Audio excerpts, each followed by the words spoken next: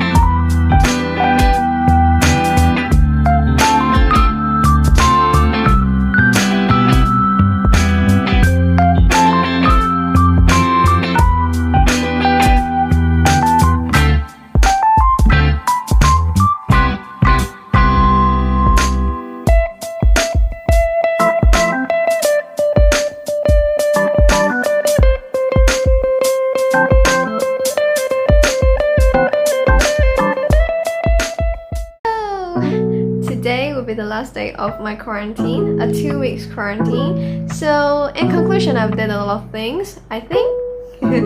Yeah, and when I was not shooting, I also did a lot of things. For example, I've been like watching dramas, news,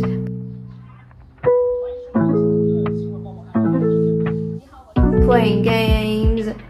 你已进入1级战备状态，加油，特种兵！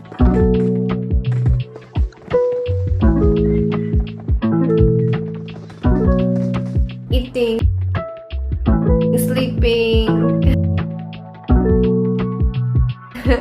like most of it.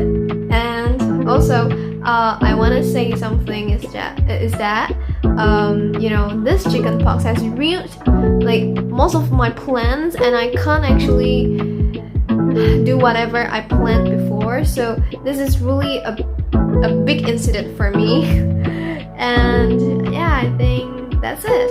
But before that, I want to say something. Like, if you heard about something like some elderly was said that you cannot go to bath during this period, but it's okay to take bath, and it is also better for you to take bath because you want to make sure that you are clean and make sure that you know, the chickenpox will keep on popping out.